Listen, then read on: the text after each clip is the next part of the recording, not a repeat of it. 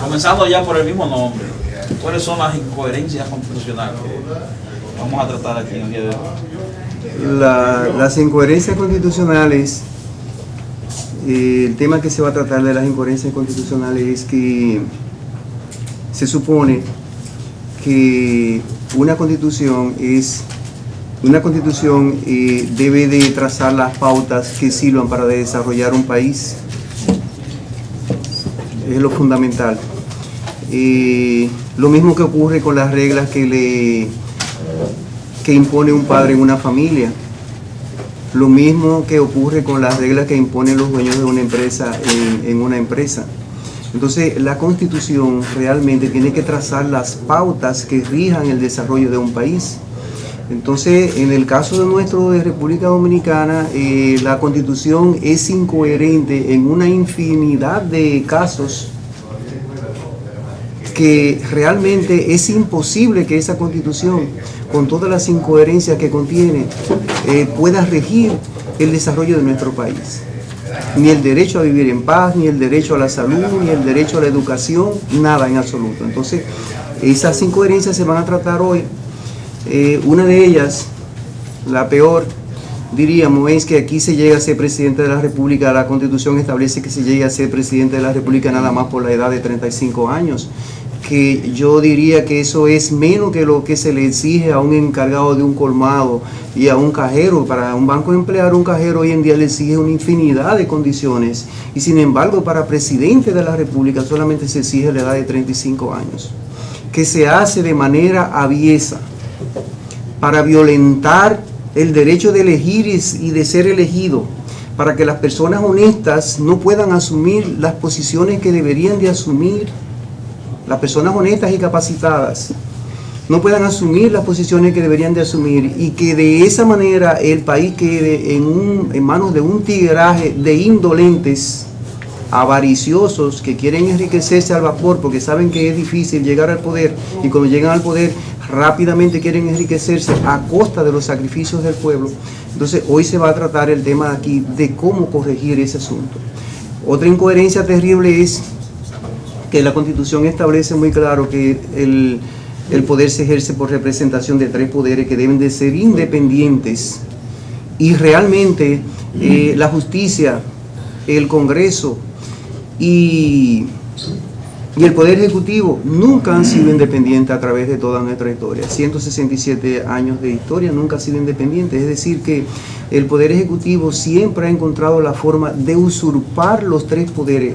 Lo que quiere decir, en simple palabra, que a través de las maniobras que se han hecho históricamente, el Poder Ejecutivo ha usurpado la soberanía del pueblo de manera flagrante para imponer uno de los sistemas más corruptos que hay en el mundo. Entre 174 países, nuestro país es el más corrupto del mundo, y ese es un asunto que el pueblo dominicano tiene que organizarse para corregirlo, porque si no, nuestra nación va a colapsar, como han colapsado muchísimas naciones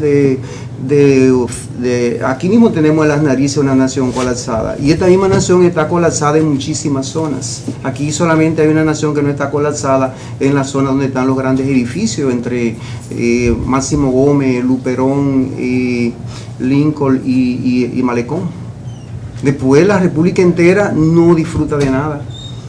Es decir, que eso es lo que se va a tratar hoy aquí, cómo el pueblo puede organizarse para corregir ese entuerto, esas incoherencias terribles, que si no las corregimos entre todos, si no se le impide a un solo individuo que usurpe la soberanía que le corresponde a 10 millones de ciudadanos y ciudadanas, no tenemos futuro. Ese es el tema. Entonces, ¿amerita una modificación a la Constitución? No. Lo que se amerita es ponerle un control a las mañoserías que usan los políticos para violentar la Constitución. La Constitución establece claramente los derechos que le corresponden al pueblo, y los políticos los violentan. No hay que modificar ninguna Constitución. Lo que hay, el pueblo tiene que organizarse para impedirle a los políticos que incurran en las mañoserías que ocurren para engañar al pueblo. Este hoyo fiscal, hablemos de un poquito de este hoyo fiscal y hasta dónde afecta al pueblo. el hoyo fiscal. El hoyo fiscal es una trampa también, porque obligan al pueblo a invertir en una serie de obras sobrevaluadas, obras innecesarias, porque simplemente se le ocurre al gran jefe usurpador de la soberanía invertir los dineros del pueblo en lo que él le dé la gana, por montos sobrevaluados que uno ni se imagina. Se supone que aquí hay obras que están sobrevaluadas 10, 15, 20 veces, e incluso son obras que no son prioritarias. Los políticos asociados con supuestos empresarios del sector privado, que aquí todo el mundo embarra a los empresarios como que todos son iguales, y hay unos empresarios que son delincuentes que buscan la manera de hacer negocios con los políticos en detrimento del pueblo, y los políticos le permiten a esos empresarios que hagan un sistema de mercadeo monopólico, en contra de lo que establece la Constitución, que prohíbe los monopolios, y los políticos lo violentan de manera impune porque ellos son dueños del sistema judicial, dueños de los fiscales, que también en la Constitución ordena que la fiscalía sea independiente también. Y entonces ese sistema monopólico de mercadeo hoy en día ha estafado el poder adquisitivo real al punto tal de que el salario mínimo hoy en día solo alcanza para el pasaje y la comida del trabajador, ni pensar que el trabajador pueda mantener a ninguno de los miembros de su familia, ni satisfacer ninguna otra necesidad. Entonces eso es una barbaridad que ya no se corrige con aumentos salariales. Eso realmente hay que reordenar el sistema económico para que los trabajadores realmente puedan volver a adquirir el derecho de satisfacer sus necesidades con el poder adquisitivo real, con el poder adquisitivo que es el salario mínimo. Hoy en día el salario mínimo es menos que el salario de un esclavo, porque el esclavo, los esclavistas le garantizaban la vivienda, la alimentación, la vestimenta, la salud. Hoy en día los obreros, los trabajadores, no se les garantiza absolutamente nada, ni a nadie le importa. Eso es basura para el sistema, y eso es un asunto que hay que corregirlo. Que tiene que organizarse. Nosotros no podemos seguir creyendo, somos un pueblo disperso. Aquí cada cabeza es un mundo, no tenemos un objetivo común. Somos, vamos a decir, en ese sentido, somos seres inteligentes supuestamente, pero estamos en una condición peor que a la condición de una manada. Una manada de un elefante, un león solo no hace nada, se muere si se queda solo. Tiene que existir una manada para organizarse y hacerle una trampa a los antílopes, que corren muchas veces más que ellos. Le hacen una trampa, lo hacen correr hacia una herradura donde ellos están, y ahí lo cazan. Otros lo empujan, lo hacen correr hacia ellos, se organizan y cazan y viven. Pero nosotros como pueblo no somos capaces de entender que necesitamos un proyecto común, y somos un pueblo disperso en donde cada uno es un mundo aparte. Unos se creen que son los magníficos, como dice el señor Salazar, otros se creen que son los avanzados, otros se creen que son de izquierda, otros se creen que son de derecha, otros se creen que son ricos, otros se creen que son pobres, y otros se creen que son religiosos, que no participan en eso porque sus cosas están en el cielo, pero mientras estemos en la tierra tenemos que comer. Tenemos que vivir en paz y tenemos que vivir en tranquilidad. Entonces, precisamente lo fundamental es que el pueblo entienda que tenemos que organizarnos en torno a un proyecto común para que impongamos el cumplimiento a la misma constitución de los políticos, que ellos la lanzan como algo enunciativo y no la respetan, pero el pueblo necesita que esa constitución se respete para que realmente exista una garantía de que podemos cambiar nuestras condiciones de vida.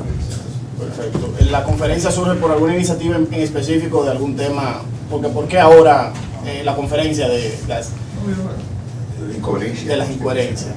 ¿Eso por algún tema en particular o ya un conjunto? Son cosas que vienen tratándose de hace mucho tiempo, y son cosas que se ven, son cosas que la gente la maneja siempre con antipatía. Fíjate, por ejemplo, esto se invitó a muchísima gente, mira nada más, hay 2 o 3 aquí, ¿me entiendes? Existe un rechazo de la gente a que le enseñen y le digan, porque como siempre se dice, no hay profeta en su tierra. Si se anuncia que viene un fulano por ahí a hablar disparate aquí de cosas que él no sabe, de desarrollo, de qué sé yo cuánto, y de números, se llena y todo el mundo viene. Sin embargo, hoy la gente es así. Somos una sociedad así. Entonces, yo como ciudadano, que gracias a Dios no necesito nada, porque yo sé trabajar y produzco lo que yo necesito, no necesito empleo ni nada, tengo como un compromiso de al menos decirle a esta sociedad lo que debe de hacer, y algunos ciudadanos también que me acompañan y que colaboran en la elaboración de este proyecto, para que la gente al menos lo sepa o lo oigan, a los que les dé la voluntad de oírlo, y de ahí en adelante, nada, que sea lo que Dios quiera. Perfecto. Disculpa, ¿puedo confirmar su nombre? Jerónimo Reyes Castillo. Ya ustedes han oído más o menos lo que yo voy a tratar. Me alegra mucho contar, me honra mucho la presencia de ustedes aquí en esta mañana. Cada uno de ustedes son muy valiosos, y si el grupo que está aquí decide colaborar con lo que vamos a hablar hoy en día aquí, realmente yo sé que podemos lograr grandes objetivos, grandes cambios para nuestra sociedad, porque realmente aquí hay un grupo que es un grupo élite, luchadores revolucionarios muy interesados por el bienestar de nuestro país. Realmente yo no vengo a tratar nada que no se haya oído nunca. De manera dispersa, lo que yo estoy diciendo, pueda decir aquí, se ha oído. Pero el asunto es que debemos de juntar todas las ideas, hacer una síntesis para plantear un proyecto común, una síntesis que nos permita unir los esfuerzos de todos que están dispersos para que podamos lograr los objetivos que tanto necesita nuestro país hoy en día. El asunto de la crisis, estamos aprovechando esta crisis hoy en día, pero estas crisis han sido comunes en nuestra historia. Todo, no vamos a hablar de eso para no seguir abundando, pero todos los gobernantes han sido gobernantes tigres. Principalmente todos sabemos que hasta el 61 los gobiernos fueron directamente militares, y del 61 para acá hasta el 1978 todos los gobiernos estuvieron fuertemente sustentados en militares, forajidos militares, que después que dejan de ser militares uno conversa con ellos y ve, y uno se pregunta, pero bueno, acá, y este patán era el que tenía tanto poder. Da vergüenza eso. Entonces, precisamente esas cosas ocurren por una serie de incoherencias constitucionales que le permite a cualquier individuo llegar a ser presidente de la República, porque de manera curiosa todavía nosotros estamos en ese sentido bajo las botas de Pedro Santana. ¿Por qué bajo las botas de Pedro Santana? Porque Tomás Bobadilla, para ablandar las cosas, le dijo a él, vamos a dejar esa constitución así, pero vamos a agregar el artículo 210, en donde se establecía que el presidente de la República era jefe de las Fuerzas Armadas y podía moverla, trasladarla, ponerle rango, hacer todo lo que él quisiera, sin asumir responsabilidades. Podía emitir todas las órdenes y decretos que él quisiera sin asumir responsabilidades. Y Pedro Santana dijo, pues está bien, mientras no se firme la paz con Haití. El asunto es, ese asuntito del artículo 210 se eliminó en la Constitución del 1854, pero, por múltiples protestas, pero se dejó. En esencia se quedó el artículo 210, y el artículo 210 nosotros lo tenemos en las narices.